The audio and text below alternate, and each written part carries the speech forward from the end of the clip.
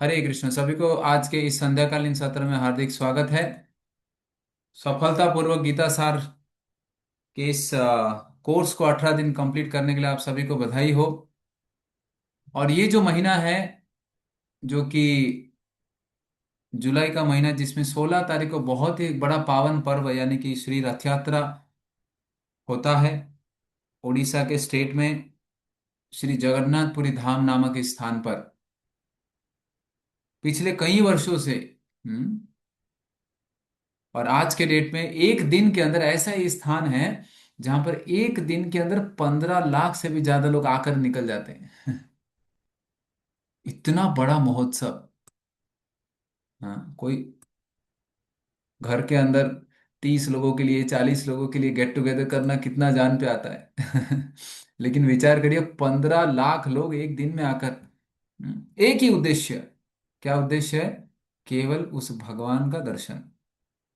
इस चित्र पर आप देख पा रहे हैं, कितना अद्भुत दर्शन है। देखो, राइट साइड में ब्लैक, लेफ्ट साइड में व्हाइट, और बीच में येलो। ये कैसा रूप है? आंख कैसा है? मुंह कैसा है? क्या है? कुछ समझ में नहीं आ रहा है। और हाथ आधे आधे हैं, हाथ है कि नहीं वो भी दिख नहीं रहा है। हम्म, तो चलिए, जगन्नाथ जी के यानी कि ये जो सुंदर रूप है, इसके बारे में थोड़ा चर्चा करते हैं। आज से ठीक 5,000 साल पहले भगवान कृष्ण ने अपने बहुत सुंदर वृंदावन में लीलाएं की। जहाँ पे यमुना यमुना जी के किनारे, गिरिराज जी के किनारे, वृंदावन में, मथुरा में, द्वारका में, हस्तिनापुर में, ऐसा अनेक प्रकार के ऐसे लीलाएं की। और उसका एक छोटा सा जो दृष्टांत था जिसमें कृष्ण और अर्जुन के बीच का संवाद, वो हमने सुना। इसके दरमियान एक बहुत सुंदर एक कथा आती है, जिसमें भगवान कृष्ण जन्म हुए मथुरा में। उसके बाद गोकुल में गए। गोकुल में 11 साल रहने के पश्चात कंस कंस के बुलावा के द्वारा अक्रूर जी मथुरा में, सॉरी, मथुरा से वृंदावन की तरफ आए और बोले कृष्ण बलराम को लेकर जाना है मथुरा में। अब हुआ ऐसा, to cut short the story, कि वृंदावन से जब कृष्ण और बलराम जब रथ पर बैठ के जाने लगे, अक्रूर जी सारथी बने थे, तो वृंदावन के ब्रजवासियां, वो तो इतने पीड़ित हुए, क्योंकि उनका प्राण चला जा रहा है। अरे जब प्राण चला जा रहा है तो शरीर रहकर फायदा क्या? इसका लाभ क्या? तो जब रथ जा रहा था तो रथ के सामने इतने सारे ब्रजवासियां रथ के सामने सो गए। बोले हमारे शरीर के ऊपर से जाना पड़ेगा। और ऐसे कृष्ण के प्रति जो वृंदावन के ब्रजवासियों का जो प्रेम है, हाँ, ये प्रेम सबसे ऊंचाई के पराकाष्ठा पर है। ऐसा प्रेम किसी का नहीं है। और जब वहां पर कृष्ण और बलराम समझाने बुझाने के पश्चात, क्योंकि लक्ष्य तो धर्म संस्थापनार्थाय संभवामि युगे युगे, इसका पालन करने हेतु आए थे। और वहां पे कैसे कैसे करके अपने ब्रजवासियों को समझा बुझा के मथुरा में गए। और मथुरा में जो कुछ भी कंस का वध किया, उसके पश्चात वृंदावन के ब्रजवासियां उस कृष्ण की प्रतीक्षा करते हुए सालों साल रहे। और ये कृष्ण उसके बाद आगे आगे लीलाओं की तरफ गमन करने लगे। मथुरा, मथुरा से फिर द्वारका, द्वारका फिर हस्तिनापुर, फिर अर्जुन के पांडवों की रक्षा करना, और उन सभी लीलाओं के अंदर अपने गमन करने लगे। एक दिन की बात ऐसा है कि हस्तिनापुर में थे, कुरुक्षेत्र के पास। कुरुक्षेत्र का युद्ध समाप्त हुआ ना। ये कुरुक्षेत्र का युद्ध समाप्त होने के बाद कुरुक्षेत्र में सूर्य ग्रहण का दिन था। और वृंदावन के सारे ब्रजवासियों को देखने की इच्छा हुई, हृदय में पीड़ित हो रहे थे। यशोदा मैया घंटों घंटों सिर्फ वो दरवाजे की तरफ देखते रहती थी। क्यों? आज शाम को मेरा श्याम सुंदर आ जाएगा। क्योंकि प्रतिदिन प्रतिदिन जब भगवान गैया चरा कर रिटर्न आते थे, तो यशोदा मैया टकटकी लगाकर बैठती थी कि अरे आज मेरा लाला आएगा। और लाला आता था, भागते भागते उसको आलिंगन करते थे। वो जो आदत लगी हुई थी, वो आदत उस कट्टे पर बैठकर देख रही है, देख रही है। और रो रही है, 1 घंटा हो गया मेरा कृष्ण आया नहीं। और ऐसे वृंदावन के ब्रजवासियां उसी प्रकार से स्मरण करते थे जिस प्रकार से जो जो लीला उन्होंने नाना प्रकार के भक्तों के साथ उन्होंने प्रस्तुत किया था। उन लीलाओं को स्मरण करते हुए अपने प्राण को बचा के रखे थे कि एक दिन आएगा जब कृष्ण को देखेंगे। एक दिन आएगा जब मेरे कृष्ण का दर्शन करूंगी। एक दिन आएगा जब मेरे कृष्ण आकर मेरे ऊपर कृपा दृष्टि प्रदान करेंगे। उस क्षण को, उस क्षण की प्रतीक्षा करते हुए उन्होंने अपने प्राण को बचाए रखा था। हाँ, उस क्षण की प्रतीक्षा करते हुए। और इस प्रकार से एक दिन ऐसा था, सूर्य ग्रहण का दिन था, और वृंदावन के सभी ब्रजवासियां गए, बोले चलो हम कृष्ण को मिलने जाते हैं। अब वृंदावन के ब्रजवासियां विशेष करके जो ब्रज गोपियां, वो तो बड़े, यानी कि सबके सामने नहीं जाते थे, कौन क्या कह दे पता नहीं। कौन क्या कह दे पता नहीं, क्योंकि सब पढ़े लिखे लोग। और हम हम वृंदावन के ब्रजवासी अंगूठा छाप, कौन क्या कह दे पता नहीं। तो इसके लिए छुपके छुपके कृष्ण को देखते थे। और और ऐसे एक बार की बात है, बोले अरे अभी कृष्ण को आना तो थोड़ा देरी है, तो चलो एक जगह पर बैठे। एक बहुत बड़ा महल था।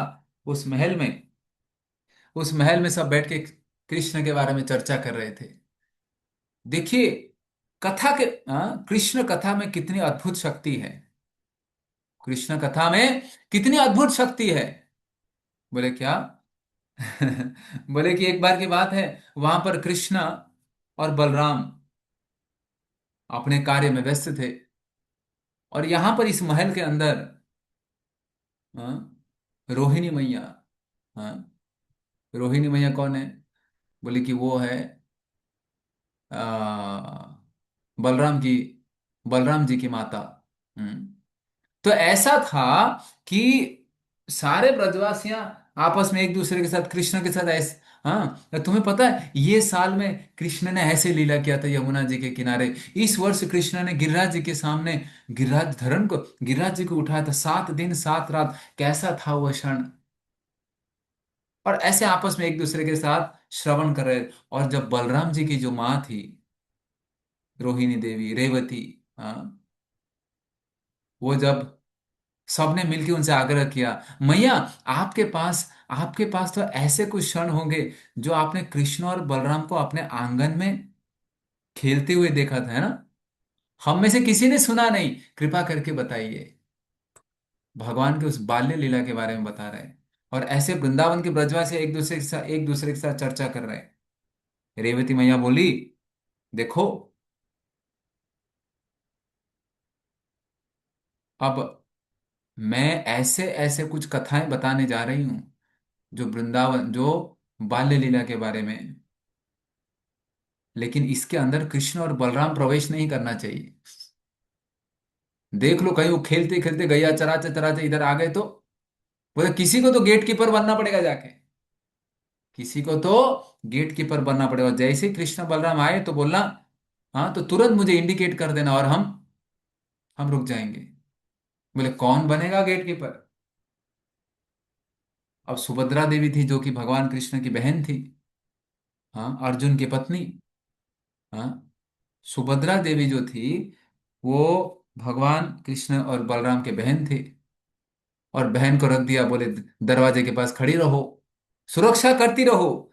ये दोनों भाई नटखटा काले गोरे को छोड़ना मत अंदर, नहीं तो गड़बड़ कर देंगे सब। तो बोले चलो। हम्म, बोले बहन बहन तैयार हो गई, दरवाजे को लगा दी और दरवाजे के सामने खड़ी रही। और वो भी चुपके चुपके सुनती रही। सिक्योरिटी गार्ड का जॉब दिया तो ऐसे ही थोड़ी छोड़ते हैं, अंदर क्या चल रहा है पता चलना चाहिए ना। हाँ।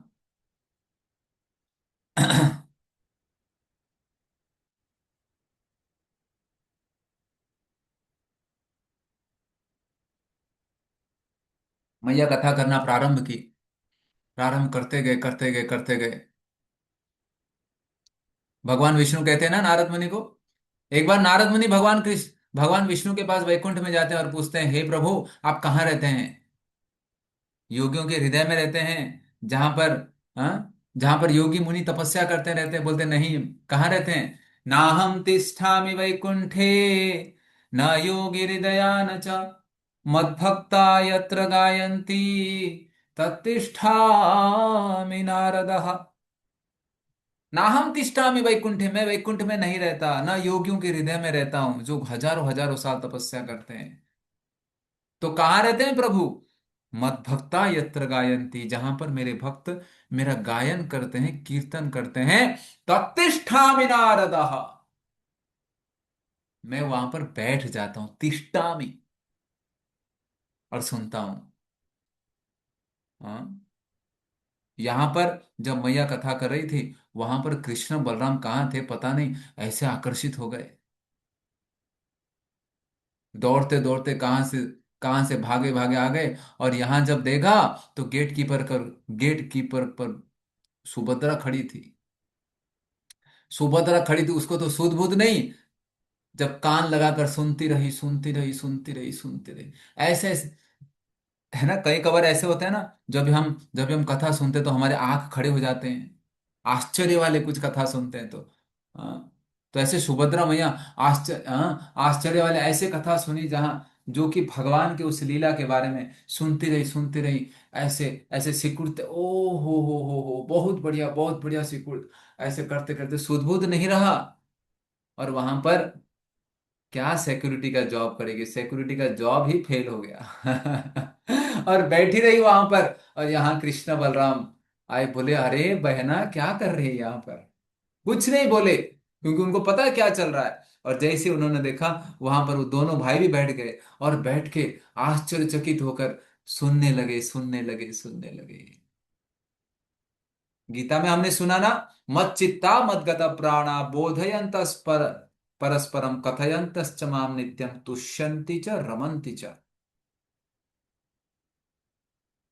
जहां पर कृष्ण के बारे में चर्चा होती है, कथा श्रवण होता है, परस्परम, बोधयंत परस्परम, हाँ, स्वार्थ नहीं, निस्वार्थ, यानी कृष्ण के बारे में जहां पर चर्चा होती है, हृदय को सेटिस्फेक्शन मिलता है, हृदय को संतुष्टि मिलती है। और ये संतुष्टि के लिए पूरा दुनिया ढूंढ रहा है, पूरा दुनिया, जितने लोग भागे जा रहे, भागे जा रहे, चाहे दादर का ब्रिज हो, या बोरीवली का ब्रिज हो, या विरार का ब्रिज हो, या वसई का ब्रिज हो, भागे जा रहे, भागे जा रहे, पता नहीं, मोबाइल सामने है, लेकिन फिर भी एक दूसरे के साथ टकरा नहीं रहे, एंटीना लगा हुआ है सर पे, कहाँ भाग रहे पता नहीं, सब सुख की खोज में, वो संतुष्टि नामक ऐसा क्षण चाहते हैं जिसमें हाँ संतुष्ट मिले, लेकिन नहीं मिल रहा। और वो है कथा श्रवण में। हम्म। और यहां पर ऐसा दृश्य देखे कि जो आप स्क्रीन पर देख रहे हैं, जो कृष्ण थे, जो काले सावले रंग के कृष्ण थे, वो हाथ जो है, ऐसे जो हाथ, वो सिकुड़ते सिकुड़ते गए, सिकुड़ते गए, सिकुड़ते गए, और आंख बड़े बड़े हो गए, मुंह बड़े बड़े हो गए। बलराम जी के भी ऐसे हो गए। सुभद्रा मैया का तो पूरा दोनों हाथ ही पूरी तरह से सिकुड़ गया, देखो, सुभद्रा मैया का हाथ ही नहीं दिख रहा। और वहां पर जब कथा श्रवण कर रहे थे, वहां से नारद मुनि ढूंढते ढूंढते आ गए, बोले नारायण नारायण, ढूंढते ढूंढते आ गए। जब नारद मुनि ने जब ये देखा, बोले ओहो हो, अद्भुत दृश्य, अद्भुत दृश्य। और वहां पे जैसे ही नारद मुनि ने देखा, बोले ऐसे कृष्णा, इतने सुंदर, अपनी कथा सुन रहे हैं। और ऐसे दृश्य को जब देखा, वो दृश्य सबसे पहली बार नारद मुनि को हुआ। सबसे पहला नारद मुनि को हुआ। और वहां पे भगवान भगवान होश में आ गए। बोला लेकिन बोले नारद, हे देवर्षि नारद, यहां पर कैसे आना हुआ? तो चल ही नहीं रहा है। एक मिनट, हाँ, बैटरी काम नहीं कर रहा, एक मिनट।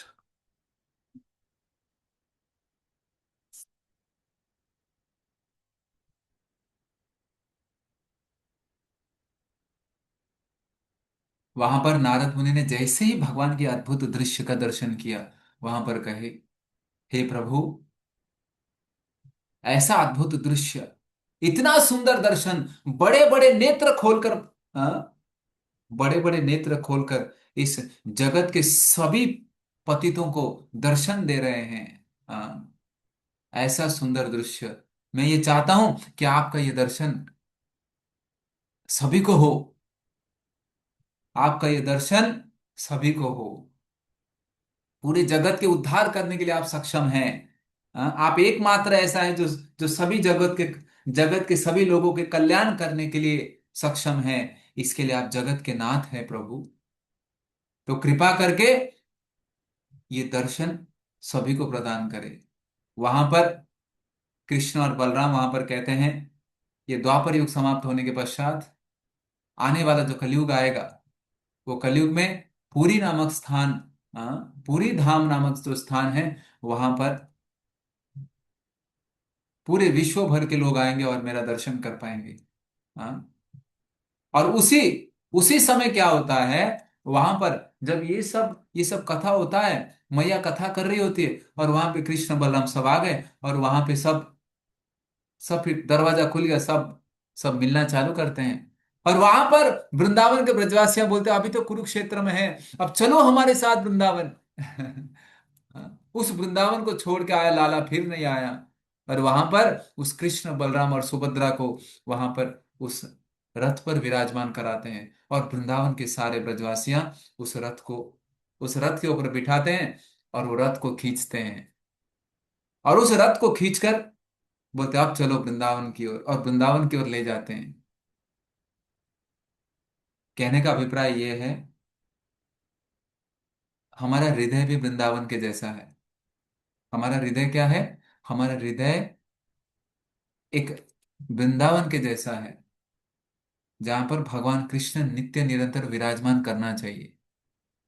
परमात्मा के रूप में तो विराजमान है, लेकिन ये हृदय के अंदर हमें भगवान को खींच कर बिठाना चाहिए। हाँ।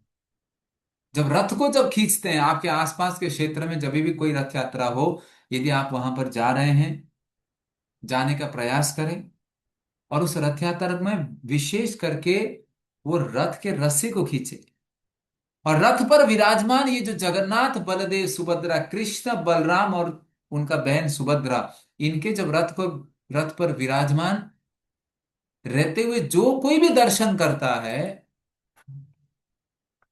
पुनर्जन्म न विद्यते, रथे च वामनम दृष्ट्वा, जो रथ पर विराजमान इस जगन्नाथ बलदेव सुभद्रा को दर्शन करते हैं, फिर से ये टेम्पररी एड्रेस पे आना नहीं पड़ता। फिर से ये मटेरियल वर्ल्ड में आना नहीं पड़ता। ऐसा अद्भुत दर्शन है। हम्म। और एक जगह ऐसे ऐसे दृष्टांत आता है कि ये जो जगन्नाथ जी, उसी प्रकार से द्वारका से भी, जैसे जैसे कहीं ऐसे दृष्टांत आता है कि कुरुक्षेत्र से वृंदावन की ओर वृंदावन के ब्रजवासियां लेके आ रहे हैं, और कहीं पर ऐसे दृष्टांत आता है कि द्वारका से वो भगवान कृष्ण को रथ में बिठाकर वो वृंदावन के ब्रजवासी और वृंदावन लेके आ रहे हैं। और जगन्नाथपुरी में, जो जगन्नाथपुरी का जो मुख्य मंदिर है, आप में से कौन कौन जगन्नाथपुरी धाम गए हैं? जरा चैट विंडो में रिप्लाई करो, यस और नो। हाँ, कौन कौन जगन्नाथपुरी धाम गए हैं? यस और नो, यस यस। अच्छा, बहुत बहुत सारे भक्त गए, अच्छा। अच्छा, 50-50 है, मोस्टली गए हैं नहीं गए, ओके ओके। जो गए भी होंगे ना, वो भी बराबर से देखे नहीं होंगे।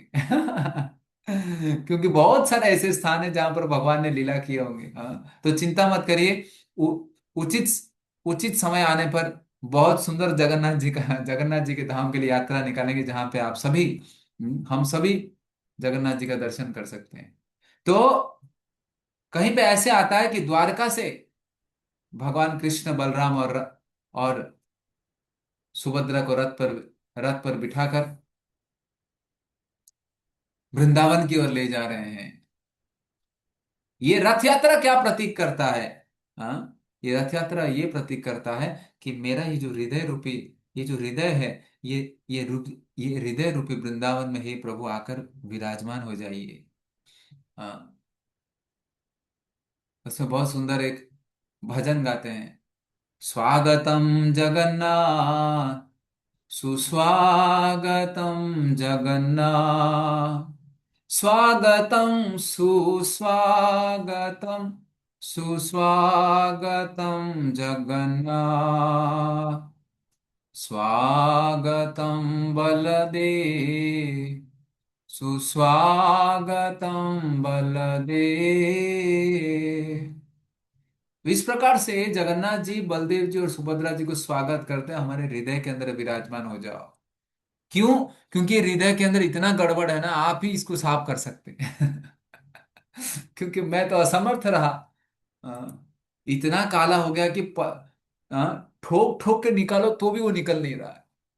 ये अहंकार इतना इतना मोटा हो गया है कि उसको निकालना चाहो तो निकाल नहीं सकते, आप ही कर सकते हैं कृष्णा। जगन्नाथ जी में जो मुख्य मंदिर है ना, वो मुख्य मंदिर द्वारका को प्रतीत करता है। और जो और जो गुंडीचा जो मंदिर है ना, वो गुंडीचा मंदिर जो है वो प्रतीत करता है वृंदावन को। तो इस रथ यात्रा के दरमियान जगन्नाथ जी अपने मंदिर से बाहर निकलते हैं। जगन्नाथ जी यानी कि वो कृष्ण और जगन्नाथ सेम है। और वो जगन्नाथ जी मंदिर से बाहर निकलते हैं, रथ पर विराजमान होते हैं। तीनों तीनों देवता यानी कि जगन्नाथ जी, बलदेव और सुभद्रा, तीनों के बहुत विशाल रथ होते हैं। 16 जुलाई को मुख्य रथ यात्रा है, और 16 जुलाई को गोवर्धन इको विलेज में भी रथ यात्रा है। तो आप सभी को हम आमंत्रित करना चाहते हैं कि गोवर्धन इको विलेज में आप सभी आ सकते हैं, 16 जुलाई 2026। अब जगन्नाथ जी बाहर निकलकर पूरे विश्व को दर्शन देने आते हैं। क्यों? क्योंकि साल भर ऐसे होता है, कुछ कुछ ही यानी कि विशेष करके विदेश और दूसरे जाति के लोगों को, जो विदेश शरीर जिन्होंने ग्रहण किया हुआ हो, उनको मंदिर में प्रवेश नहीं है, कुछ कारणवश। तो जगन्नाथ जी ऐसे कृपालु है। ऐसा इकलौता एक ही मंदिर है जहां पे मुख्य विग्रह स्वयं बाहर आते हैं। ऐसा कोई मंदिर नहीं है। ज- क्योंकि हर एक मंदिर में आप देखोगे स्टोन का जो जो मूर्ति है या तो विग्रह है, वो इंस्टॉल्ड डीटी, इंस्टॉल यानी कि फिक्स्ड विग्रह है। लेकिन एक लौता ऐसा मंदिर है, चार धामों में से एक धाम है, विशेष धाम है, और जहां पर स्वयं जो विग्रह बैठे हुए हैं, जो भगवान बैठे, वो स्वयं बाहर आते हैं। हाँ। और यदि चांस मिले तो लाइव टेलीकास्ट होता है जगन्नाथपुरी धाम से, उसको जरूर देखना। और वो जो जगन्नाथ जी जिस प्रकार से बाहर आते हैं ना, वो चलते हुए ठुमकते हुए ठुमकते हुए, वो बड़ा विशेष दर्शन है। और वो जब रथ पर विराजमान होते हैं, हाँ, और फिर जो रस्सी खींचते हैं, भगवान को द्वारका से लेकर वृंदावन की ओर ले जाते हैं। हम सबका क्या भाव होना चाहिए कि भगवान को वृंदावन की ओर ले जा रहे हैं। अन्यथा जाने वाले तो बहुत जाते हैं रस्सी खींचने, बट वो भाव जब न हो, तब हृदय के अंदर, हाँ, हृदय के अंदर वो सेवा भाव प्रकट नहीं होता। पर ऐसे जगन्नाथ जी के रथ यात्रा के दरमियान, विशेष करके जो जगन्नाथपुरी का जो राजा है, जैसे आज से 500 वर्ष पूर्व राजा थे प्रताप रुद्र महाराज, उसी प्रकार से ये जो राजा होता है, ये राजा झाड़ू मारता है रथ के सामने। झाड़ू मारने का अर्थ क्या है? अरे, जब एक विश्व का नाथ, जगत के नाथ जब रथ पर विराजमान है, तो उसके सामने तो सभी प्रजा है। तो के राजा अपने अस्तित्व को दिखाने के लिए कि मैं भगवान का दास हूं, मैं भी कोई बड़ा व्यक्ति नहीं हूं, वो झाड़ू लेकर वहां पे जगन्नाथ जी का स्वागत करते हैं। और इस प्रकार से जगन्नाथ जी के रथ यात्रा के दरमियान मेक मुख्य मंदिर से लेकर गुंडीचा मंदिर तक ले जाते हैं। ये है मुख्य कथा। दूसरा विशेषता ऐसे आता है, जगन्नाथपुरी धाम के बारे में विशेषता ऐसे आती है कि जितने भी जो धाम है, आप देखो, पंढरपुर जो धाम है, जहां पर महाराष्ट्र में, वही कृष्ण कृष्ण देखिए द्वारका से आए थे रुक्मिणी मैया को मनाने के लिए। कहां पर? गोपालपुर नामक स्थान है जो कि पंढरपुर में। रुक्मिणी मैया रूठे हुए आ गई थी। तो आए वो पंढरपुर में उसको मनाने। बोले मैं यहाँ यहाँ पर प्रतीक्षा करते रहूंगा। और वहां पर कमर पर हाथ लगाए हुए प्रतीक्षा कर रहे हैं। उभे विटेवरी, कर कटावरी, ठेउनिया। हाँ। और यहां पर कमर पर हाथ रख के प्रतीक्षा कर रहे हैं। और वही कृष्ण को, वही द्वारका रूपी कृष्ण को वहां पर विट्ठल जी के रूप में प्रतिष्ठित किया गया। विट्ठल जी का विग्रह में और कृष्ण में कोई अंतर नहीं है। वहां पर अनेक भक्तों ने प्रार्थना की, इसके वजह से वही विट्ठल मूर्ति के रूप में वहां पर, वो बोलते हैं ना कृष्ण का ही रूप है लेकिन फ्रीज होकर वहां पर खड़े हो गए स्टैच्यू के रूप में। लेकिन मूर्ति में और विग्रह में बहुत अंतर है। मूर्ति में प्राण नहीं होता। वही मूर्ति के अंदर यदि प्राण प्रतिष्ठा की जाती है तब जाकर वो विग्रह में परिवर्तन होता है। और वो विग्रह यानी विग्रह में और साक्षात भगवान में कोई भी अंतर नहीं है। ये विचार को हमारे सिस्टम में फिट करने के लिए समय लगेगा, लेकिन अभी के लिए इतना तो फिट कर लीजिए। ऐसे कहा जाता है पंढरपुर में विट्ठल भगवान प्रतीक्षा करते हैं कमर पर हाथ रखते हुए, कब मेरा भक्त आएगा मेरा दर्शन करने। हम कहीं पे यदि किसी के लिए वेट करते हैं तो कैसे, एक कमर पर हाथ रख के वेट करते हैं ना, अरे कभी आएगा यार। यहाँ पर कृष्णा दोनों हाथ कमर पे रखते हुए वेट कर रहे हैं, कब आएगा मेरा कृष्ण, कब मेरा, कब आएगा मेरा भगत, कब आएगा, कब मेरे ये इतने सारे जीवात्माएं जन्म जन्मांतर से पीड़ित है कब आएंगे। प्रतीक्षा कर रहे हैं।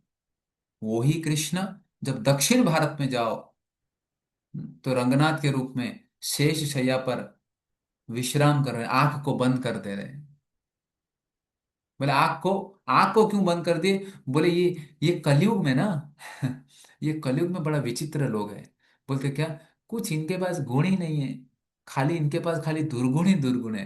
बोले क्या करना है, अरे आंख को बंद कर देता हूं इनके, क्यों, क्योंकि मुझे इनके दुर्गुणों को नहीं देखना है। और दक्षिण भारत में ऐसे दर्शन करते, लेकिन इतने सुंदर रंगनाथ जी का दर्शन, मोहित करने वाला वो दर्शन है। और वही कृष्णा, वही विष्णु जब जगन्नाथपुरी में जब जाते हैं, हाँ, ईस्ट साइड में पूरब की तरफ जब हम देखते हैं तो वहां पर वही कृष्णा इतने बड़े बड़े आंख खोलकर देख रहे हैं। बोले ये क्या है भैया। ये कौन सा लीला, इतने बड़े बड़े आंख खोलकर देख रहे हैं। बोले इतने बड़े बड़े आंख खोले हैं, इतने बड़े बड़े, वो जो मैग्नीफाइंग लेंस होते हैं ना, मैग्नीफाइंग। बोले मेरा जीवात्मा आ गया, इसके अंदर कौन सा अच्छा गुण है जरा देखो, ढूंढो ढूंढो ढूंढो ढूंढो। और वो गुण को जूम करके देखते हैं।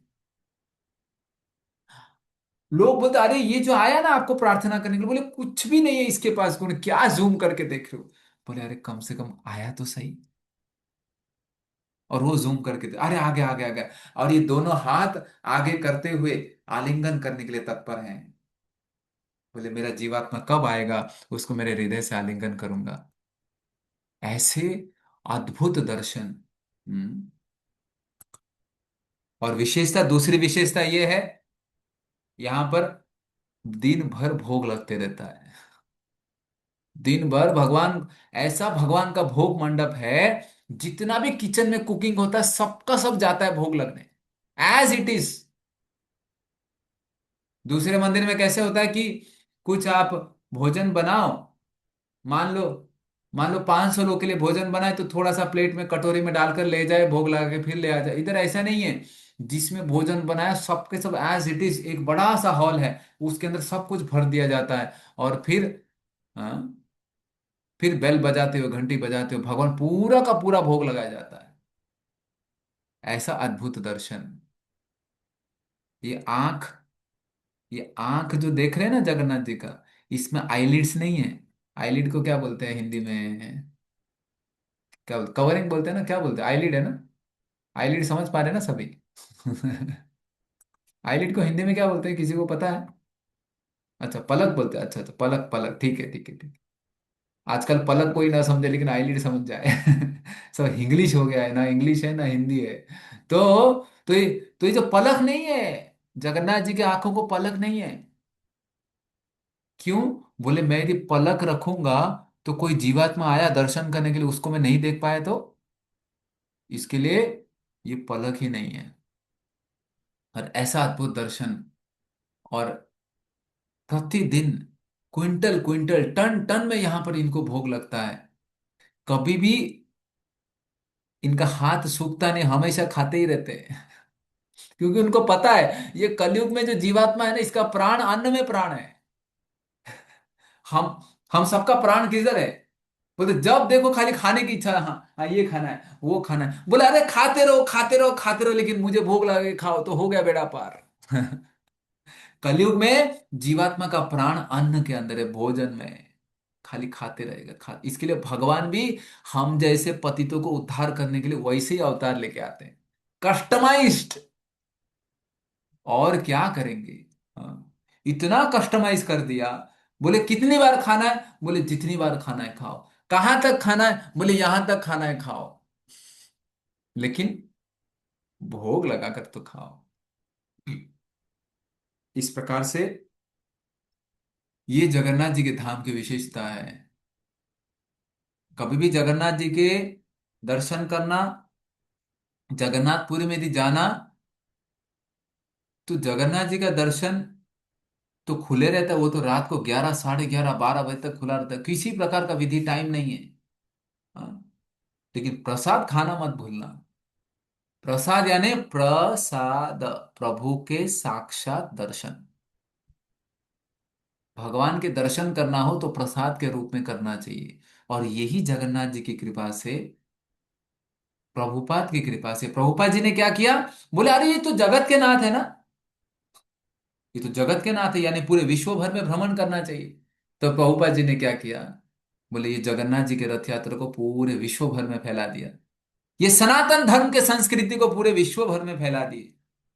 और आज के डेट में चाहे अर्जेंटीना हो या अफ्रीका हो या ऑस्ट्रेलिया हो या अमेरिका हो या लंदन हो या रशिया हो या चाइना हो, हर जगह पर रथ यात्रा हो रहा है। उन्होंने क्या कहा? बोले जगत के नाथ है, किसी देश के नाथ नहीं है।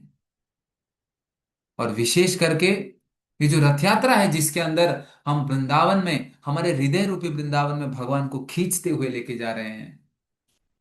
हम्म। और दूसरी बात, जो कि रथ यात्रा के दरमियान पूरे विश्व भर के लोग यहां पर आते हैं दर्शन करने के लिए, क्योंकि बाकी के दिनों में उनको मंदिर में अलाउड नहीं है ना। जो विदेश जो विदेशी शरीर धारण किए हुए हैं, उनको तो बाकी के दिनों में मंदिर अलाउड नहीं, तो उनको तो रथ यात्रा के दिन ही आना पड़ेगा ना। लेकिन इसका प्रचार करने के लिए जब उनके देश में रथ यात्रा करना हो, तो बेचारे रथ यात्रा के समय में कैसे रथ यात्रा कर सकते हैं? जुलाई में ही कैसे रथ यात्रा कर सकते हैं? और वहां पर तो क्लाइमेट भी अलग है। प्रभुपाद कहा करते थे लंदन इज हेल। लंदन देश क्या है? बोले नरक के समान है। जहां पर सूर्य का दर्शन नहीं होता, वो राष्ट्र, वो देश नरक से अभिन्न है। ऐसे देश के अंदर सही समय पर रथ यात्रा करना कैसे संभव है? नाना प्रकार के लोग वाद विवाद करते हैं कि अरे आपके इस्कॉन के लोग रथ यात्रा सही समय पर क्यों नहीं करते। उसका कारण एक ही है, क्योंकि विदेश शरीर धारण किए हुए लोग यदि रथ यात्रा के समय में अपने देश में रथ यात्रा करे, तो जगन्नाथपुरी में कब आवे बेचारे, और जो जगन्नाथ जी का दर्शन कब करे?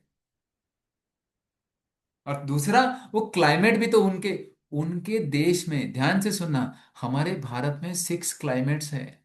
इतने सारे फल फ्रूट स्पाइसेस इत्यादि उपलब्ध है। भारत एक अनुकूल देश है जहां पर आध्यात्म का पालन किया जा सकता है। और विदेश में, बोले जहां पर इतने सारे ड्रास्टिक क्लाइमेट्स है। यूएस में बर्फ गिरता है घर के सामने, घर के सामने 6-6 इंच के बर्फ जम जाते हैं। और जब ज्यादा बर्फ जम गया और आपने निकाला नहीं, तो आकर पुलिस आपके ऊपर फाइन मारेगा। अरे आप बाप रे बाप, कैसा अद्भुत देश है यार।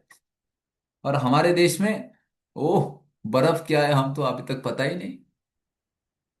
ऐसे देश के अंदर सही समय पर रथ यात्रा कैसे कर सकते हैं? और रथ यात्रा करने का कारण क्या? प्रभुपाद जी ने क्या कहा? बोले अरे जिस जगन्नाथ जी को रथ पर विराजमान होते हुए जो दर्शन करे, उसका ये मनुष्य जन्म सफल हो जाए। ऐसे जगन्नाथ जी का दर्शन पूरे विश्व भर में रथ यात्रा के माध्यम से इसको प्रचार किया, भारत की संस्कृति को, भारत के सनातन संस्कृति को प्रचार किया। हम्म। और दूसरी दूसरी बात यह है, विशेष करके चैतन्य महाप्रभु आज से 500 साल पहले आए। भगवान कृष्ण 5,000 साल पहले आए। आज से ठीक 500 साल पहले वही कृष्ण कलयुग में श्री चैतन्य महाप्रभु के रूप में आए। बोले इसका रहस्य क्या है? बोले इसका रहस्य ये है कि एक बार की बात है, भगवान आ, भगवान कृष्ण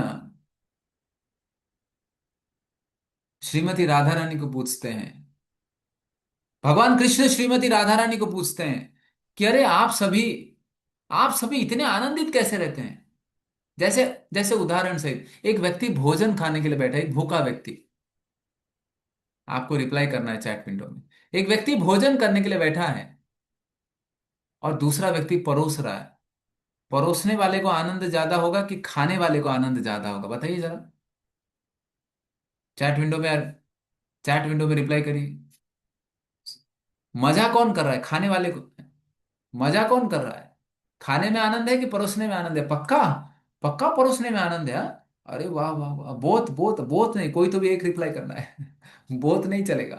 हाँ, बहुत में क्या होता है, हाँ कोई भी कोई भी सही हो चल जाएगा। हाँ, पक्का परोसने में आनंद है। अरे वाह वाह, सब तो शुद्ध भक्त है हमारे इस ग्रुप में। कोई भी अशुद्ध नहीं है। हाँ, खाने में आनंद है, हाँ, खाने में आनंद है, परोसने में आनंद है। हाँ, ऐसे ऐसे कहा जाता है। एक बार एक बार हमारे हमारे मंदिर के एक वरिष्ठ भक्त ट्रेन में प्रवास कर रहे थे।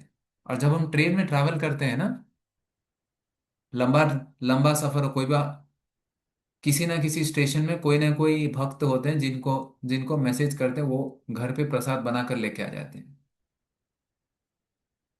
और एक बार एक सीनियर सीनियर डिवोटी थे, सीनियर भक्त थे, प्रवास कर रहे थे कहीं पे, उन्होंने उन्होंने दिल्ली में एक भक्त को कहा, कह रहे हम आए, हम जा रहे हैं। वो बोले अच्छा आप जा रहे तो प्रसाद का क्या? बोले नहीं नहीं, एक्चुअली जरूरत नहीं, नहीं नहीं नहीं नहीं नहीं, आपके लिए भोजन बना कर लाते हैं, कहाँ है, कौन सा स्टेशन आना है, क्या है, बोगी नंबर क्या है? तो इतना आतुर थे वो लोग। ठीक है यार, ठीक है लेके आ जा।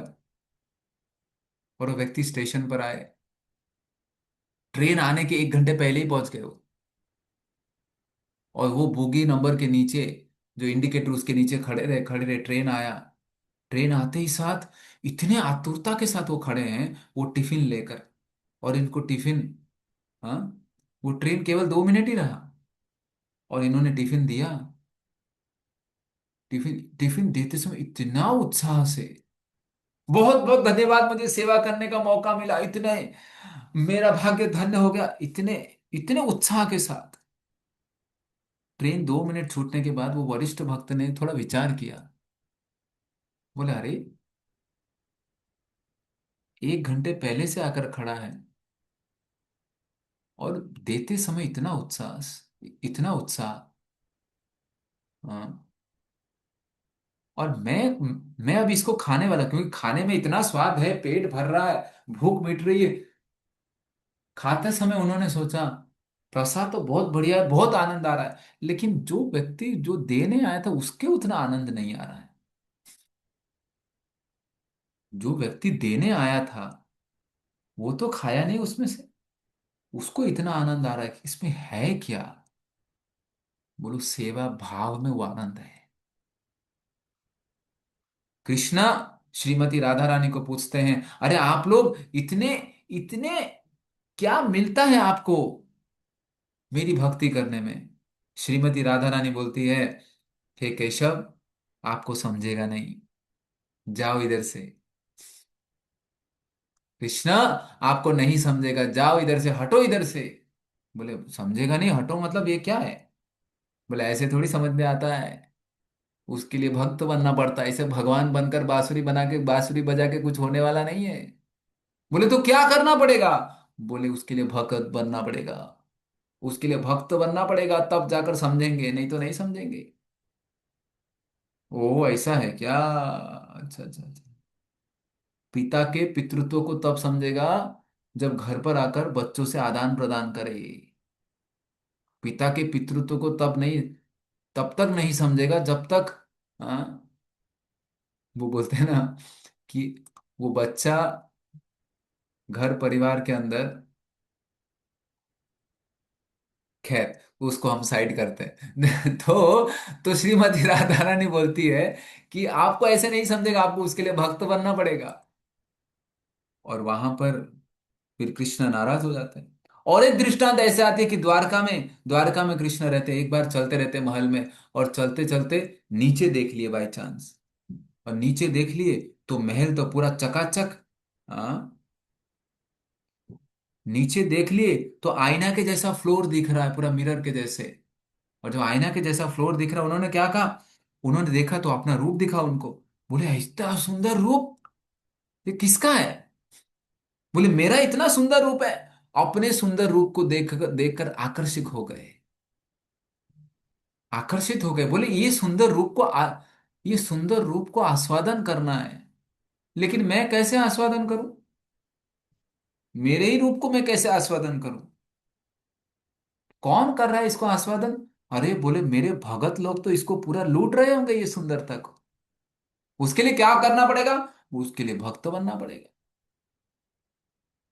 हाँ? श्रीमती राधा रानी के उस भाव को आस्वादन करने के लिए, हाँ, स्वयं भगवान कृष्ण को भक्त बनना पड़ा। ध्यान से सुनिए, स्वयं भगवान कृष्ण को भक्त बनना पड़ा। और वो फिर श्री चैतन्य महाप्रभु के रूप में आए। बोलिए श्री चैतन्य महाप्रभु की।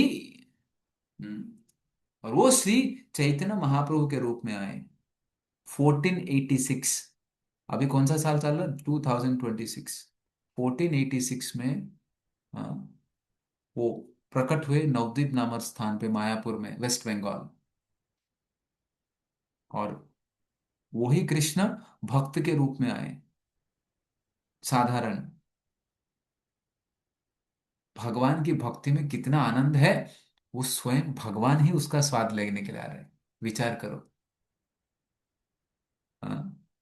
गीता में हमने सुना ना, भक्ति योग, हर जगह भक्ति योग, इसमें कितना मजा है, कितना आनंद है, कितना सुख है। स्वयं भगवान इसको आस्वादन करने आ रहे हैं। हाँ?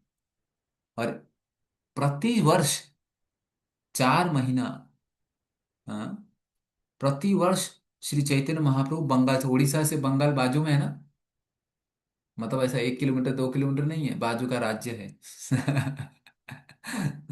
बाजू का राज्य है। और प्रति वर्ष 4 महीना चैतन्य महाप्रभु पूरा यात्रा लेकर जगन्नाथपुरी आते थे, और जगन्नाथ जी के रथ यात्रा में पार्टिसिपेट करते थे। और ये चैतन्य महाप्रभु कौन है? स्वयं कृष्ण। और रथ पर विराजमान कौन है? स्वयं कृष्ण। ऐसा अद्भुत दर्शन होता था कि नीचे कीर्तन करते थे, चैतन्य महाप्रभु कीर्तन करते थे, कीर्तन में पार्टिसिपेट करते थे। हम्म, अपने पूरे ग्रुप्स को लेकर। क्यों? क्योंकि भगवान को कीर्तन कीर्तन बहुत मधुर लगता है। इसके लिए घर में थोड़ा सा 5 मिनट निकाल कर कीर्तन करना चाहिए।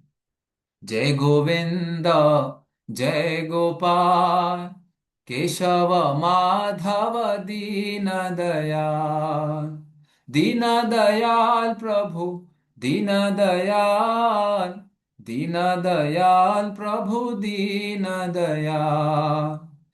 हरे कृष्ण कृष्ण कृष्ण हरे हरे, हरे राम राम राम हरे हरे। हरे कृष्ण कृष्ण कृष्ण हरे हरे, हरे राम राम राम हरे हरे। कीर्तन करते हैं ना, पूरी तरह से स्ट्रेस निकल जाता है। और ऐसे चैतन्य महाप्रभु कीर्तन करते थे। चैतन्य चरितामृत करके और एक ग्रंथ है, भगवत गीता है, बैचलर्स, यानी कि बैचलर स्टडी, जिसको ग्रेजुएशन कहते हैं। श्रीमद् भागवतम इस मास्टर्स स्टडी। Masters degree. और चैतन्य चरितामृत पीएचडी है। जहां तक पढ़ना है वहां तक हमारे पास सिलेबस है। चैतन्य चरितामृत के अंदर वर्णन आता है, जब श्री चैतन्य महाप्रभु जब कीर्तन करते थे, वो ध्वनि स्वर्गलोक तक जाता था। हाँ। और एक बार तो ऐसे हुआ, कीर्तन हो रहा था और वहां पर यमराज जी भी प्रकट हो गए वो कीर्तन देखने के लिए। वर्णन है सब। ऑफ कोर्स उसका चर्चा बड़ा विस्तार में है। पर श्री चैतन्य महाप्रभु वहां पर कीर्तन करते हैं। और जब बीच में थोड़ा सा यदि कीर्तन स्टॉप हो गया, तो जगन्नाथ जी का रथ स्टॉप हो जाता था। फिर जोर जोर से खींचते थे, लेकिन फिर भी आगे नहीं जाता था। बाद में क्या करते थे, फिर चैतन्य महाप्रभु पीछे से जाते थे और रथ को ऐसा सर देते थे, ऐसा, चलो आगे। फिर वहां पे फिर रथ रथ आगे जाता था। इस प्रकार से ये जो रथ यात्रा का जो महोत्सव है, ये बड़ा विशेष महोत्सव। चैतन्य महाप्रभु स्वयं इस रथ को खींचते थे। हाँ। द्वारका से लेकर वृंदावन। 16 तारीख को प्रारंभ होगा, 25 तारीख तक चलता है, 26 तारीख तक चलता है, जहां पर भगवान फिर से द्वारका में आ जाते हैं, फिर से मुख्य मंदिर में आ जाते हैं। उसको बाहुड़ा बोलते हैं। अब बाहुड़ा में विशेष करके भक्त लोग पार्टिसिपेट नहीं करते, क्यों? क्यों पार्टिसिपेट नहीं करते पता है? अरे वो कृष्ण को जब वृंदावन में लेके आएगा, फिर से क्यों द्वारका में लेकर छोड़ना भैया? वो कृष्ण को फिर से क्यों जाकर हस्तिनापुर में छोड़ना है, कुरुक्षेत्र में छोड़ना है? हाँ? लेकिन लोकल, यानी कि रथ यात्रा में लोकल पार्टिसिपेट करते, लेकिन भक्त का भाव क्या है? बोले भक्त का भाव ये है, एक बार वृंदावन में लेके आ गया तो फिर से हम जाकर द्वारका में नहीं छोड़ेंगे। चैतन्य महाप्रभु भी रिटर्न रथ यात्रा में पार्टिसिपेट नहीं करते थे। हाँ। और एकादशी के दिन सोनावेश होता है, डेट विच इज ऑन 25 जुलाई। और इस प्रकार से ऐसे बहुत सारे विस्तार में वर्णन है।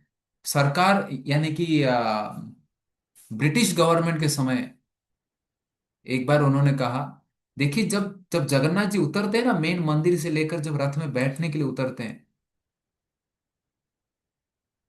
तो वो बीच बीच में वो इतना भारी हो जाते हैं कि आगे आते ही नहीं।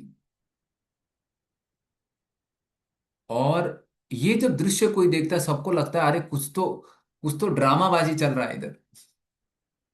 और रथ जब चलता है तो बीच में, यानी कि यानी कि एक बार ऐसे हुआ ब्रिटिश गवर्नमेंट के टाइम, कि रथ के ऊपर भगवान चढ़ गए, रथ खींच रहे, आगे ही नहीं जा रहा है। गवर्नमेंट को क्या लगा, गवर्नमेंट को लगा कि अरे ये लोग सब ड्रामाबाजी कर रहे हैं। तो उन्होंने क्या किया, उन्होंने क्रेन लेकर आए, क्रेन। बोले क्रेन से चलो इसको इसको खींचते हैं। और वो क्रेन भी फेल हो गया, आगे गए ही नहीं। इंदिरा गांधी के गवर्नमेंट के समय में उन्होंने भी ऐसे ही ट्राई किया, बोला जगन्नाथ जी ऊपर से नीचे उतर रहे हैं और बीच में अटक गए। उन्होंने वो जो पुली वाला है ना, पुली वाला क्या बोलते हैं उसको, उसको उठाकर बोले डायरेक्टली रथ में बिठा देता, अरे वो उठा ही नहीं, वो चेन ही उठाने। हाँ, ऐसे भारी हो गए। हमने सुना ना, कालिया के फन के ऊपर वज्र के समान प्रहार होता है, और ब्रजवासियों के हृदय के ऊपर एक नवनीत, एक कोमल मक्खन के जैसा होता है। हम्म। जाकी रही भावना जैसी, प्रभु मूरति देखती न तैसी। तुलसीदास जी रामायण में लिखते हैं, जिसकी जैसी भावना हो, प्रभु उस प्रकार से उसको मिलते हैं। तो ये जो रथ यात्रा कोई साधारण नहीं है, बड़ा ही दिव्य है। और इस इस कथा के साथ आज के इस सत्र को यहाँ पर विराम देते हैं। और चलिए हम सब मिलकर ये जगन्नाथ जी के ये सुंदर रूप को प्रार्थना करते हैं। जगन्नाथ स्वामी नयन पथगामी भव तुम्हें। हाँ। बहुत सुंदर जगन्नाथ अष्टकम का 8 श्लोक आते हैं। उसको आप अपने घर पे उसको उच्चारण कर सकते हैं, प्रतिदिन थोड़ा समय निकालकर। उसको इंटरनेट भी में भी है, जगन्नाथ अष्टकम करके सर्च करिए। वो वो श्लोक मिलेगा इंटरनेट में बहुत, यानी कि यूट्यूब में भी आपको मिल जाएगा। उसके अंदर 8 श्लोक जो कि शंकराचार्य जी ने रचित किया हुआ है। बहुत बहुत सुंदर रचना है। ट्यून भी बहुत अच्छा है। उसको प्रयास कर सकते हैं अपने घर पे करने के लिए। पुनः एक बार आप सभी भक्तों को बहुत बहुत धन्यवाद। और हम फिर मिलेंगे 6 तारीख को। आशा करता हूँ कि आप सभी प्रातःकालीन समय यानी कि सुबह का नाम जप और दोपहर का नाम जप, ये दोनों में आप सभी पार्टिसिपेट कर रहे होंगे थोड़ा सा समय निकाल कर। और समय मान लो यदि नहीं निकाल पा रहे हैं, कुछ दिन मिस हो रहा है, तो कम से कम यानी कि वो बोलते हैं ना, आधा घंटा भी नहीं हो तो कम से कम एटलीस्ट बॉर्डर टच करके हाजिरी लगा कर तो आ जाइए। अटेंडेंस लगा कर तो आइए। हाँ। और अपने कोऑर्डिनेटर्स को आप अपने ग्रुप के अंदर ऐसा एक आदत डालिए कि आपने जितना भी माला कमिट किया था, कोई 2 माला, 4 माला, 6 माला, जितना भी आप राउंड्स करते हैं, आप ग्रुप में अपडेट करिए कि today I have completed 2 rounds, today I have completed 4 rounds. तो उससे क्या, यदि आप उसको यदि उचित नहीं समझते, अरे नहीं नहीं मेरा अध्यात्म को मैं डालूं, कैसे करूं, तो एटलीस्ट अपने कोऑर्डिनेटर को तो अपडेट करिए कि इतना इतना है। क्या होता है, when we keep our accountability then we are bound to become sincere. हम जबरदस्ती सिंसियर बनते हैं, क्यों? क्योंकि हमने जबरदस्त, हमारा मन जो है ना, इसको ट्रेनिंग चाहिए। और ये मन को हमने क्या कर लिया, हाँ मुझे अपडेट करना है, और अपडेट करने के लिए करना पड़ेगा। और जिस दिन मान लो बीमार है, इतना थक गए हैं, नहीं कर पा रहे, कम से कम अपडेट तो करो जीरो करके। तो फिर वो पूछेंगे, माता जी आपने आज किया नहीं, क्यों नहीं किया? बोले नहीं मैं थक गई ऐसा। अच्छा ठीक है ठीक है, आज का भी का, आज का और कल का दोनों दिन का कर लो। आपने जब 4 के लिए कमिट किया था, 2 के लिए कमिट किया था, और कल 4 तो करने, तो पिछला वाला भी कर लो। क्यों? ताकि याद रहे कि अगली बार मिस नहीं करना। इस शरीर को पालन पोषण करने के लिए कभी भोजन मिस करते हैं क्या? कितना भी थका हुआ खा लेते हैं। तो आत्मा को भोजन के लिए क्यों, यानी कि ये संग प्रदान किया गया, थोड़ा सा हमको एफर्ट लगाकर उसको ये करना है। ठीक है, किसी को कुछ प्रश्न हो तो हैंड रेस कर सकते हैं।